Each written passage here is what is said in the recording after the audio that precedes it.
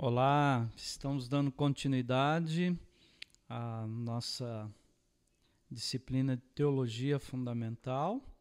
Espero que vocês estejam bem, né, os candidatos ao diaconato permanente, os nossos aspirantes, bem como também as vossas famílias. Então, pensando aqui para agilizar um pouco mais essa nossa aula, né, que é um pouco mais extensa, mas eu já estou deixando ela pronta aqui para daqui a pouco a gente ter a oportunidade de conversar um pouquinho também, tá bom? Então, papel e caneta na mão, vamos trabalhar um pouquinho. Valeu, vamos lá. Voltar aqui para a nossa tela. Então, aqui é o nosso último assunto, é o círculo de diálogos, ou círculo de diálogo. Então, essa nona aula, ela quer dar mais uma fundamentada nesse caminho, né? Eu acho que é uma das aulas mais belas que tem, mas é uma das mais difíceis, até pelo vocabulário, porque a gente tem que, depois da aula, anotando as coisas, tem que correr atrás, pesquisar, mas a sequência, né, a hora que a gente começa a esquecer do vocabulário, né, e começa a penetrar um pouquinho mais esse assunto, a gente começa a ver essa sequência, né, sequência importante do amor de Deus para com a humanidade, a Deus se revelando a cada um de nós através da igreja, através do próprio sacramento que está em nós, porque abrimos o coração, a vida para viver essa vida sacramental, uma vida litúrgica, uma vida pastoral. Então, é nesse sentido que nós queremos também dar essa conclusão nesse tema que foi tão sugestivo aqui e alguns de vocês até pediram, mas faz parte da grade, né? Da grade do estudo aqui da teologia. Pois aí nós vamos ter outras disciplinas, né? Mas aí a gente vai falar na nossa reunião. Vamos tocar o barco aqui então. Vamos lá, aqui arrumando a tela. Pronto. Então, não só os católicos são cristãos. Isso daqui é uma coisa que eu acredito que vocês já sabiam, né? Mas também todos os que foram batizados, os que invocam Deus Trino e confessam Jesus Cristo como Senhor e Salvador. Então, aqui o primeiro diálogo vem da Unitatis Redintegratio, né? Que fala que não só os católicos são cristãos, mas todos aqueles que foram batizados, um batizado válido na Trindade, né? Porque a pessoa é batizada em nome do Pai, do Filho e do Espírito Santo. Então, batizado e invocando Deus Trino e confessando Jesus Cristo, né, como Senhor e Salvador, né? Tendo essa linhagem, esse caminho, então aí esses batizados, né, são chamados de católicos, seguidores de Cristo. No decorrer da história, muitas comunidades cristãs separaram-se da Igreja Católica. Importância especial, o cisma do Oriente, em 1054. Aqui é um pouco dados históricos, então só vou restringir a leitura mesmo para vocês terem essa informação. E a reforma no Ocidente, a partir do século XVI. A atividade ecumênica busca a unidade de todos os cristãos. Então, todo ano nós temos uma semana que é uma semana ecumênica, pela unidade dos cristãos. Então, a gente reza, tem momentos comuns, né? Então, é uma coisa muito boa, mas ainda está dando passos. Mas a gente pode, né, fortalecer isso, conhecendo mais e dando a nossa contribuição também.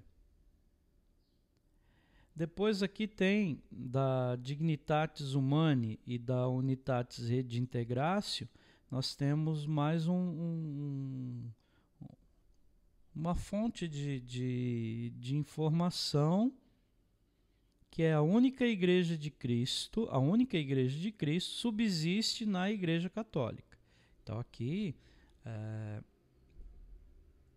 essa fundamentação a partir do quê? Dessa linhagem dos apóstolos, né? Dos discípulos de Jesus.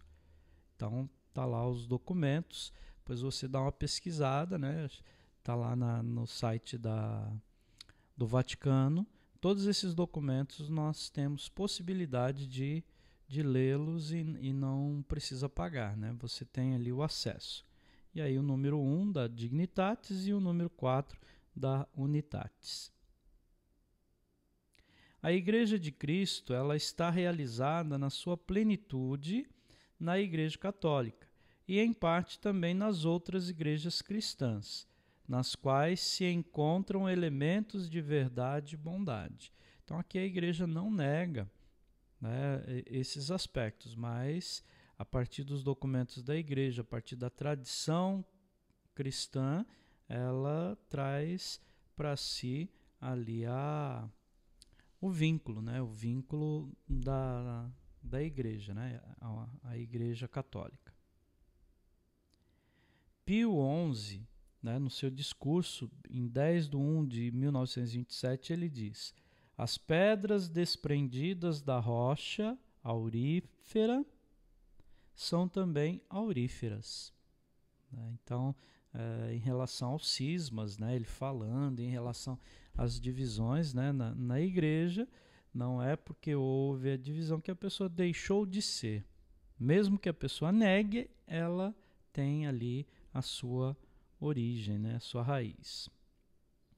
A preocupação pela unidade dos cristãos é algo essencial e necessário, que pertence ao coração da igreja, não é um acrescento, né? Não, mas é essencial. A igreja, ela tem a preocupação. A gente vê o Papa Francisco, né, com todo o seu carisma, a sua humildade, buscando, né, essa unidade. Né? A gente viu o Papa João Paulo II, o próprio Papa Bento, né, que surpreendeu a muitos. Desculpa. Falta de água, a garganta seca já no começo.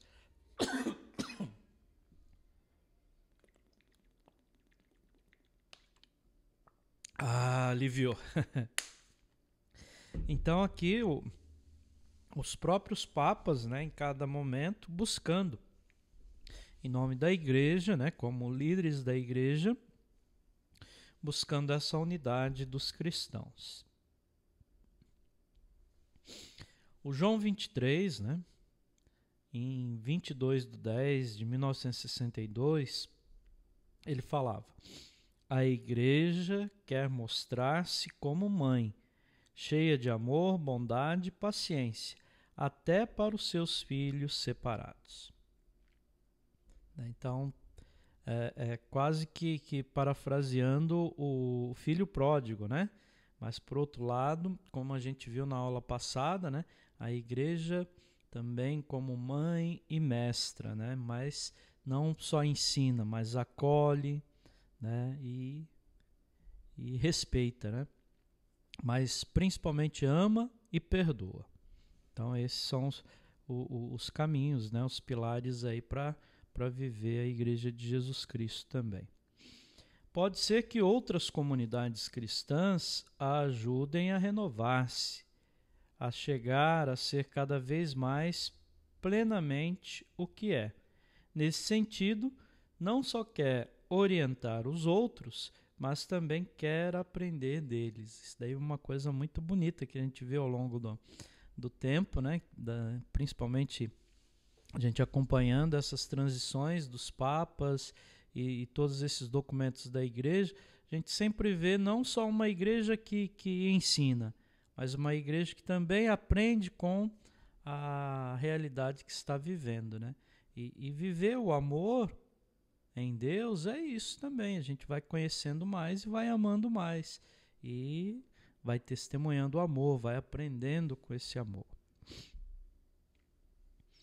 Aqui, Paulo VI, né, e também João, capítulo 17, nós temos falando sobre a atividade ecumênica, que é de suma importância para o trabalho missionário.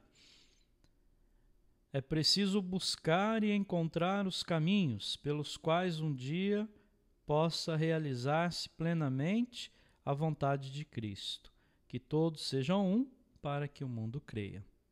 Então vejam, né, quinta-feira passada a gente falava, né, na aula do creio e cremos, e agora a gente retoma através do Papa, através da Igreja, em pleno acontecimento do Concílio Vaticano II, uma igreja que quer dialogar com os outros, né? As outras igrejas, quer dialogar com o mundo. Né? E esse diálogo, um diálogo de acolhida, né? Um diálogo de respeito, né? Para fazer a vontade de Cristo e não a vontade de alguém. Né? Então, a ideia a importância, né, do lado ecumênico da igreja, por isso que o Concílio Vaticano II foi um concílio ecumênico, né, um concílio de conciliar mesmo, de buscar o entendimento num diálogo, né, um diálogo que pudesse respeitar aí todas as partes e fazer com que todos pudessem viver em função de Cristo. As três religiões monoteístas estão unidas entre si pela sua origem comum em Abraão. Por isso, é preciso superar as inimizades do passado e esforçar-se por alcançar uma mútua compreensão. Nostra Aetate, número 2, diz que a Igreja abraça também todas as outras religiões e nada repudia do que nelas há de verdadeiro e santo. Então aqui não é discutir doutrina, né? Porque quem vive a sua igreja precisa conhecer para viver bem e testemunhar a sua igreja e conhecer a sua doutrina. Agora aqui esse convite, o convite de abraçar, de respeitar, né? E de reconhecer as coisas boas que cada uma tem. Isso é uma coisa muito importante. E tem dois extremos nessa conversa, né? A primeira, negar a salvação daqueles que não pertencem visivelmente à igreja. E a segunda, afirmar que todas as religiões têm o mesmo valor de verdade. Jesus Cristo não seria imprescindível para a salvação. Então são dois extremos que são colocados. Agora, como que a gente vê isso? Uma adequada teologia das religiões, ela não pode passar por alto o problema da verdade. Então ali o problema está em saber o que é verdade. Então a Comissão Teológica Internacional, né, o cristianismo e as religiões, né, o número 13, afirma que todas as religiões são verdadeiras, equivale a declarar que todas são falsas. Vejam, aqui começa a argumentação, né? Então vamos ver o que fala aqui embaixo. Então, o próprio da fé cristã consiste justamente em que nos diz a verdade sobre Deus e o homem, e que é a religião verdadeira. Há uma única verdade e uma única igreja, que é a Igreja de Jesus Cristo. Então, Dominus Iesus, né, foi em 2000, então essa afirmação, né, da igreja. Né, há uma única verdade e uma única igreja. Quem é a Igreja de Jesus Cristo? Que é a Igreja de Jesus Cristo. Então, isso a gente vê ao longo do tempo, porque a gente não pode relativizar, a ideia é essa, não pode relativizar a fé, e muito menos a verdade, e mais ainda Jesus Cristo. Né? A unidade ela deve ser conquistada, galgada, através dessa postura ecumênica, com respeito e o reconhecimento das dificuldades, reconhecimento da santidade, né, de cada caminho que é percorrido em Cristo, na Trindade, né, no Deus Trino, e tendo Jesus como o Senhor da nossa vida, o nosso Salvador. Então, a igreja que não faz esse trajeto, então assim, ela não faz parte desse chamado grupo ecumênico. Então aí vai discutir outras coisas, e às vezes as brigas são grandes, porque aí discute doutrina, né? Então aí não adianta. A doutrina, ela é o quê? É para quem vive, porque quem não vive não vai estar ligado a essas coisas, né? Então aqui é a questão, de fato, de buscar um entendimento. Vamos ver aqui na frente como que vai lidando com isso, né? Todos os homens, eles estão ordenados a Deus. Todos foram criados à sua imagem, estão chamados a unir-se com Ele para toda a eternidade. O Espírito, ele pode atuar em todas as religiões. Em cada uma se podem encontrar vestígios de verdade e bondade. Então aí já vai clarificando um pouco, né, o pensamento. Mas as religiões não possuem autonomia salvífica, ou seja, não salvam pelas suas próprias forças, enquanto que aproximam os homens da salvação. Não podem considerar-se separadas de Jesus Cristo. É o Espírito de Cristo que atua nelas. Quando os não cristãos são salvos, unem-se a Cristo e também ao mistério do seu corpo, que é a igreja. Participam no mistério eclesial, do modo que só Deus conhece. Então, existem coisas que a gente vai conhecer ao longo da nossa vida e outras que a gente vai confiar ao amor e à misericórdia de Deus. Agora, o que é importante é saber que nem todas as religiões, né, elas podem se intitular como religiões que conduzem à salvação, mas elas podem, ou melhor, elas não podem falar que salvam. Elas podem conduzir a Jesus, que é o Salvador. E aí a Igreja Católica, ela é o fundador é o próprio Jesus Cristo, né? Então essa é a grande diferença, né? Então é em Jesus que nós encontramos a salvação, porque Ele é o nosso Salvador. Agora, outras religiões que seguem a Jesus, elas conduzem a pessoa através de Jesus, né? Mas elas por si só não salvam, né? E aí vem essa afirmação da Igreja Católica, né? As relações entre os cristãos e os não cristãos são fundamentalmente diferentes daquelas que observam os cristãos entre si.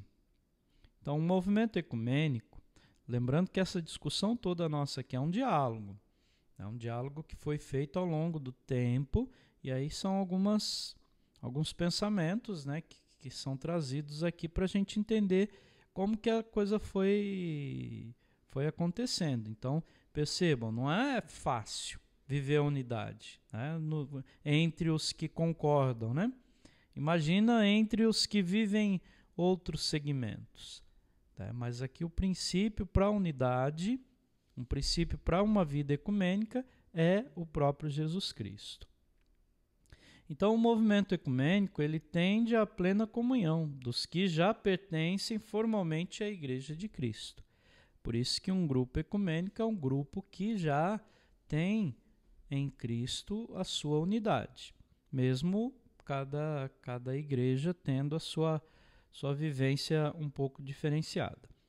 O movimento em relação às outras religiões, ele não pode pretender a união, mas o diálogo interreligioso, e não chamar de outra religião que não segue a Cristo para seguir. Então você está induzindo a pessoa a deixar a religião dela para seguir a tua, né? Então aí já não é esse tipo de convite, né?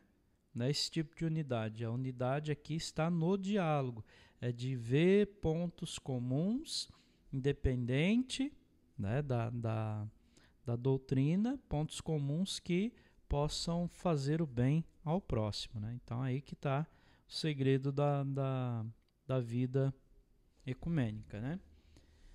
Deve-se anunciar Cristo aos não cristãos e, ao mesmo tempo, é preciso um profundo respeito pelas crenças de cada pessoa.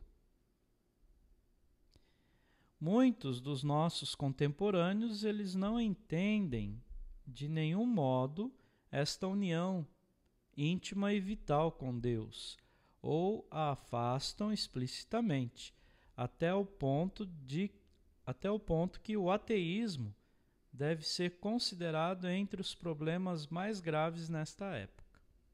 Né? Então o catecismo aí vai destrinchar um pouquinho isso, né? Lá no 2123. E aí depois eu vou perguntar, né? Se o Elson já leu até aí, né? Então tá aqui, ó. O ateísmo ele pode ser teórico ou prático.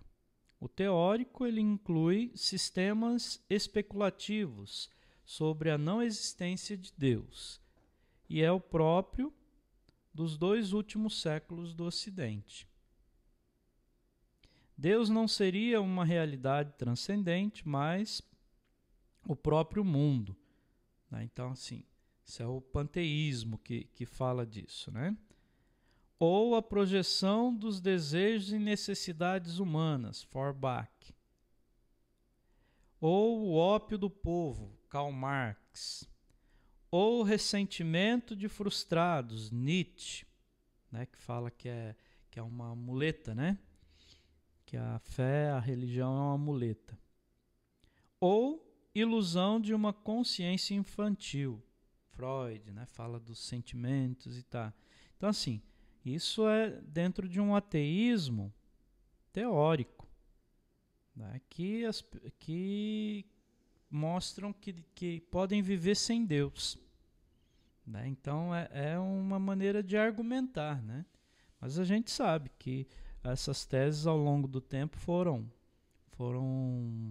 assim deixadas de lado, né? Começaram a ver outras posturas desses pensadores ao invés de ficar discutindo religião, né? E depois tem a ideia do ateísmo prático, né? Que é um rasgo muito característico do nosso tempo. É um comportamento que corresponde à convicção ateia e exclui qualquer referência à religião. O problema de Deus simplesmente não interessa. Não se preocupar do porquê da vida, do sentido da existência. Então, o ateísmo prático busca outras referências, outras questões, né?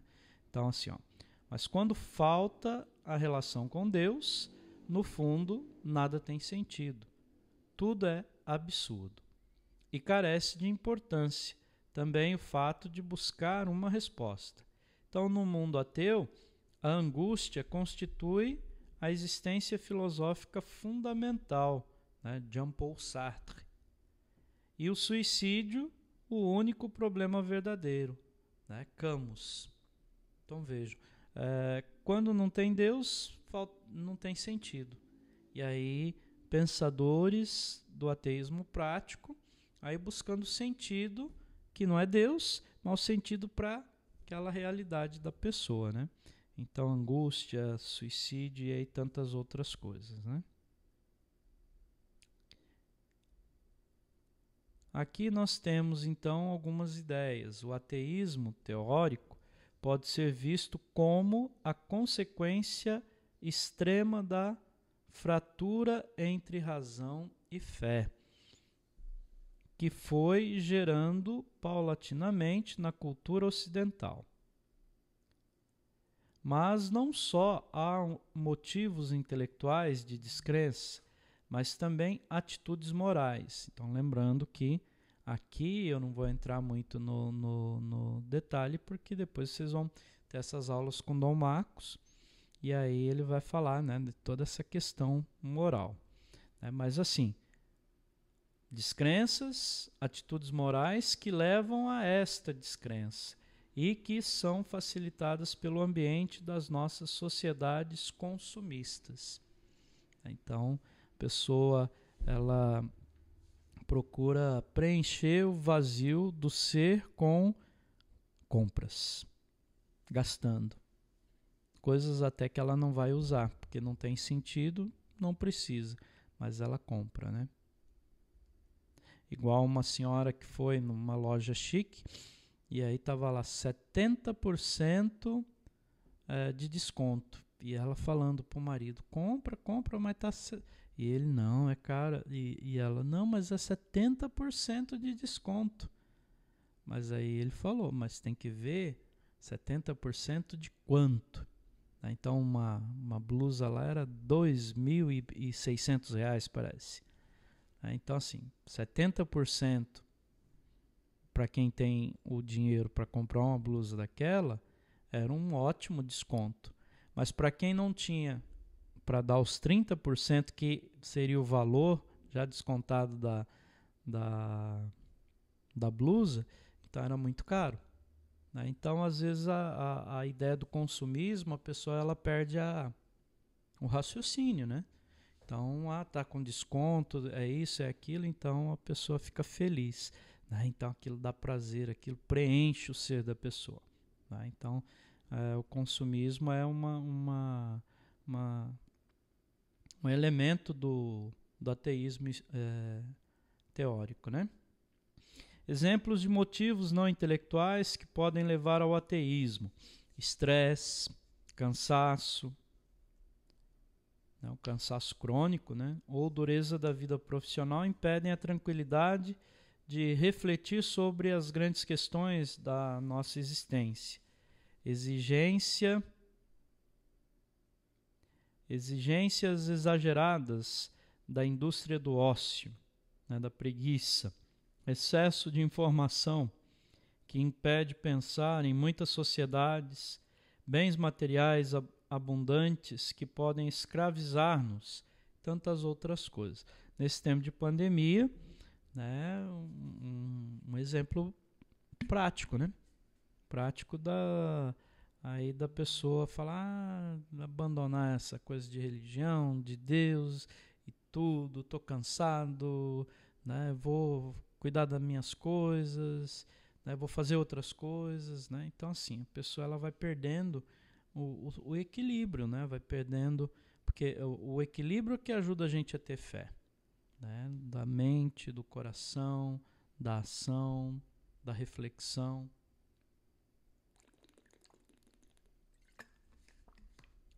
E aí a gente se torna escravo de um monte de coisas. E aí a gente abandona, né? A ideia de Deus na nossa vida. Ao mesmo tempo, pode observar-se uma decadência até ao puramente sensual também. Uma pessoa que se deixa absorver pelo materialismo e o sensualismo fica embotada e cega para o espiritual. Né? Depois aí a pessoa começa a falar, não, tudo é liberado, né? Então não é pecado, ou se tudo é pecado eu já estou em pecado. Então ela começa a vulgarizar, né, toda a doutrina católica e ao mesmo tempo todo o processo, né, de mudança do ser humano, né? Que é o querigma, né? A primeira coisa que a pessoa, quando ela entra nesse ateísmo desenfreado, ela nega o próprio querigma, né? Essa mudança, né, na vida da pessoa, o anúncio da Boa Nova, né? Para ela, a Boa Nova é o que ela está vivendo, né? Mas parece impossível que Deus já não fale no coração do homem de hoje. E aí vem a Gaudium et Spes, o número 41. A Igreja sabe que o homem, solicitado incessantemente pelo Espírito de Deus, nunca poderá ser totalmente indiferente perante o problema da religião, como o provam não somente a experiência dos séculos passados, mas também múltiplos testemunhos da nossa época. Sempre desejará o homem saber, pelo menos confusamente, o sentido da sua vida, da sua ação, da sua morte. Olha aí, Gaudium et Spes, nos ajudando a sair ali do ateísmo, né? Essa ideia de deixar de lado as coisas da fé. Então, pelo batismo já somos marcados, né? O sinal está impregnado em nós. Né? Uma coisa impregnada é uma coisa que não sai, você pode lavar de qualquer jeito. Né? Com todos os produtos, não sai. Então, a graça de Deus é um selo, é uma marca na nossa vida. É o DNA do cristão. Né? Então, vejam aí que quando a pessoa abandona a igreja, sabe, mais cedo ou mais tarde ela volta. Né? Se não pelo amor, pela dor. Né? Se não é nessa igreja, em outra. Né? A pessoa não abandona a Deus. Né? Ela pode se afastar. E Deus nunca vai abandonar. A gente já viu isso em aulas anteriores. Deus nunca abandona. Mas Ele dá liberdade. Às vezes a pessoa ela entrou num caminho que ela mudou seu pensamento, suas convicções, mas depois lá na frente as coisas mudam de novo, né? Porque Deus é imutável e as outras coisas são todas mutáveis, né? Vão mudando. O ateísmo ele nunca é algo originário, implica fechar-se perante uma verdade ou perante um bem, ou pelo menos perante alguma inquietação ou uma interrogação. Né? Então, o ateísmo não brota do ser da pessoa, né? Ele vem de uma coisa que não é original, né? Não tem origem em si mesmo, né? É essa inquietação, essa provocação, essas coisas diferentes. Em Romanos, né, o capítulo 1, versículo 20. Desde a criação do mundo, as perfeições invisíveis de Deus, o seu poder e a sua divindade tornaram-se visíveis à inteligência através das coisas criadas, de modo que são indesculpáveis. No Gaudium et Spes, número 19, aqueles que voluntariamente tratam de afastar Deus do próprio coração e de evitar os problemas religiosos, não seguindo o imperativo da sua consciência, sem dúvida, não deixam de ter culpa. Então vejam, a culpa é do próprio ser humano, não é culpa de Deus. O próprio ser humano. A descrença é como a fé uma opção existencial. Então eu creio ou eu não creio. Creio porque quero crer e não creio porque não quero crer. Não são só os conteúdos da fé que se repelem, mas também as consequências.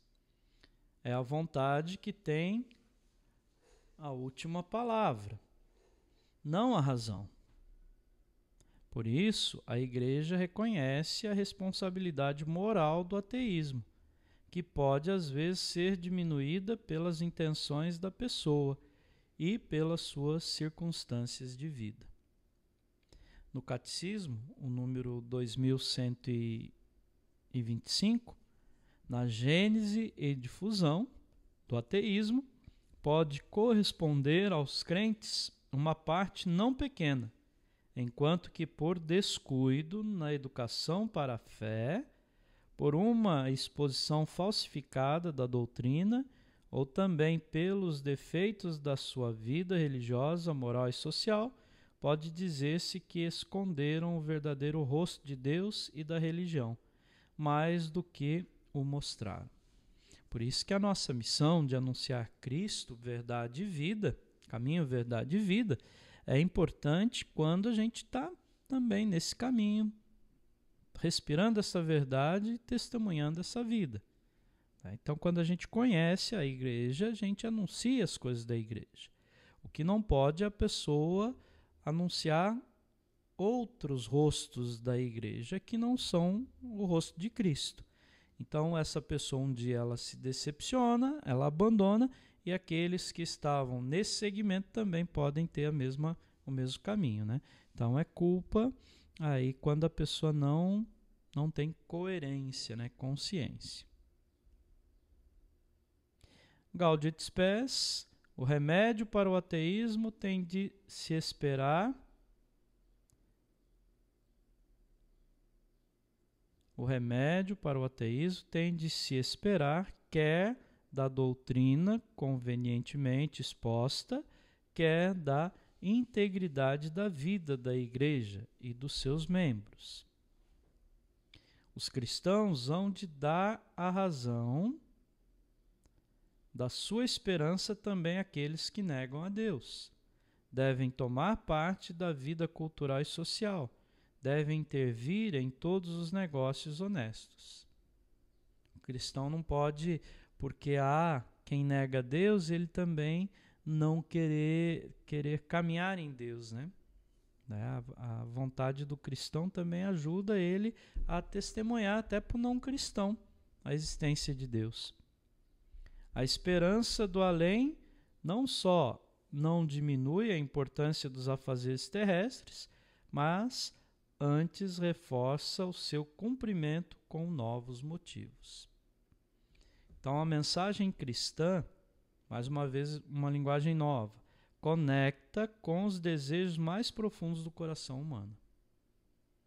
Então, a gente precisa estar em unidade, a gente precisa, nas nossas orações, buscar, pedir sempre o entendimento.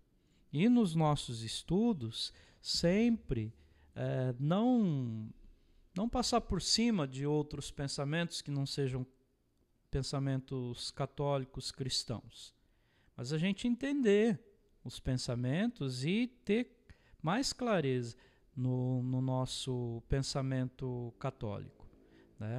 Às vezes uma pessoa que te critica, uma pessoa que nunca gosta do que você faz, ela pode gerar em você uma grande revolta, mas também pode gerar em você um grande questionamento, né, de você procurar sempre ser melhor, né? Mesmo que você já esteja vivendo melhor, mas procurar ser melhor. Falar, bom, pelo menos deixa eu viver de acordo com o que é a minha religião, porque quando essa pessoa me olhar, ela vai pensar duas vezes para me criticar novamente. Por quê? Porque aí é ela que vai ser questionada se ela só parou para questionar e não está vivendo a sua religião ou a sua não religião. Tá? Então, a mensagem cristã ela sempre tem que estar conectada, né, com os nossos desejos mais profundos, né? A raiz do ateísmo está na vontade. Por isso, geralmente não se converte uma pessoa quando escuta muitos argumentos. Esses podem ajudar até certo ponto, mas não bastam para acolher a fé. Uma pessoa só se converte quando muda profundamente de atitude interior. Uma pessoa de coração fechado, você pode falar de tudo, rezar a Bíblia para ela. Mas a pessoa, quando ela se abre a algum momento, em uma fração de segundo, conseguiu entender que não é você que está chamando, mas é o próprio Cristo, aí a pessoa começa já a entender diferente. E aí começa a mudar, né? A própria atitude dela. Especialmente importante para chegar a Deus é a retidão de intenção. Seguir a própria consciência e fazer o bem. Então, o caminho do cristão é o caminho do bem. Então, a pessoa que faz mal para o outro, ela pode falar que é cristã, mas ela não está tendo essa retidão de intenção. Porque a intenção é uma consciência de fazer o bem a todos. A caridade e a abnegação levam à disposição de receber a graça da fé. A caridade e a abnegação levam à disposição de receber a graça de fé. Estar em graça, a graça de Deus. A verdade, mais que algo, é alguém. A verdade é Cristo. É uma pessoa pela qual nos deixamos possuir. É um processo sem fim, uma conquista sucessiva. Devemos aprofundar sempre a verdade e procurá-la também no diálogo com os outros, dispostos a aprender deles. Os outros podem ajudar realmente a sermos um cristão melhor. Olha aí que bonito, hein? E Paulo VI ainda nos diz, né? O clima do diálogo é a amizade. Então, quer discutir religião? Você vai ter inimigos. Quer caminhar junto com o seu irmão? Viva a amizade. Você vai ser feliz. Uma cultura de diálogo pressupõe, então, disposição pessoal para se renovar, um respeito sincero pela pessoa do outro e a decisão valente para deixar para trás velhos preconceitos e aprofundar na verdade. A Unitatis Redintegratio, número 8, fala que a conversão interior e a santidade de vida devem considerar-se como a alma de todo o movimento ecumênico. Então, a conversão interior e a santidade de vida. O que vale para a relação com os outros cristãos, vale igualmente para a relação com os seguidores das outras religiões. Num segundo momento, esta conversão ou renovação, ela afeta também as instituições e a vida pública da Igreja. São João Paulo II pediu perdão ao mundo, num ato solene, pelos pecados passados e presentes dos cristãos. Então, foi no ano de 2000. Na Dignitatis Humanae, o número 1, aí o Papa diz: a verdade não se impõe senão pela força da própria verdade. Ainda continuando, coloca que a Igreja condena todo tipo de ação, de ações que possam ter sabor a coação ou persuasão desonesta ou menos reta. Então aqui é a condenação da Igreja. A gente precisa ter intenção reta e ser honesto e fiel à nossa caminhada de fé. No Novo Milênio e Neunte, que é a passagem, né, do ano 2000, aí o diálogo ele não pode basear-se na indiferença religiosa. Não devemos temer que possa construir uma ofensa à identidade do outro, ou que, pelo contrário, o anúncio gozoso de um dom para todos e que se propõe a todos com o máximo respeito pela liberdade de cada um. O dom da revelação do Deus amor, que tanto amou o mundo que lhe deu seu Filho unigênito. Então aqui, nessa linguagem, né, tão disputada, tão desenvolvida pelo Papa João Paulo II, né, falando, né, do Deus amor, né, o Deus que se revela e o Deus que une, né, une os diferentes para celebrar o amor de Deus, né? Muito bem.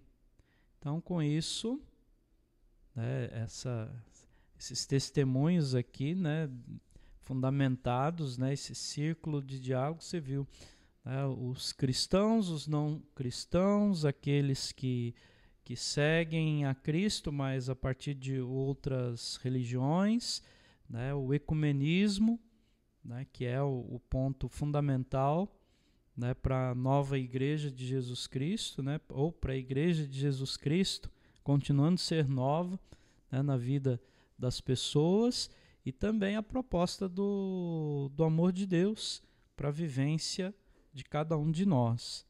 Então vejam como que a gente fez um trajeto com coisas difíceis, coisas que não fazem parte do nosso dia a dia, principalmente leituras, né, de documentos e de relatos que são diferenciados, mas no fundo a gente entender, né, a questão do amor, né? Deus que ama, que deu seu próprio Filho e que nos dá a possibilidade de voltar a Ele, né, de conectar-se a Ele. Então a vontade própria de cada um de buscar essa mudança para depois também testemunhar, né, a nossa vida, né, uma reta intenção, o caminho da santidade. Então com isso a gente encerra, né, este quadro nosso aqui da última aula, né, que foram 9 aulas falando da teologia fundamental, e aulas que espero que tenham ajudado a cada um de vocês. Deixa eu colocar aqui na tela maior, né? Espero que tenham ajudado a cada um de vocês e de fato, momento importante da nossa fé, momento da gente saber que a gente tem muito o que aprender ainda, muito o que buscar, mas cada vez que a gente busca e que vai entendendo, né, o caminhar de Deus, e vamos caminhando em Deus e em Cristo, que é o caminho, a verdade e a vida, vamos reafirmando a nossa fé, o nosso compromisso, a nossa fidelidade, a gente vai vendo uma comunidade que pode ser mais unida, que pode mostrar o rosto de Cristo, uma comunidade que pode interagir com outras comunidades e pode viver o valor do ecumenismo, o valor da fé, o valor da amizade, o valor da corresponsabilidade com a vida. Muito bem. Então vamos ficar por aqui, encerrado esse nosso bloco, né, que foi um dos mais extensos, mas acredito que foi para nos ajudar também. Glória ao Pai, ao Filho e ao Espírito Santo, como era no princípio, agora e sempre. Amém. O Senhor esteja convosco, Ele está no meio de nós. Abençoe-vos Deus Todo-Poderoso, o Pai, o Filho e o Espírito Santo. Amém. Valeu, e daqui a pouco aí teremos o nosso bate-papo, né? E vamos conversando, né, no nosso grupo, né, para a gente fazer a nossa reunião. Um abraço a todos e até mais.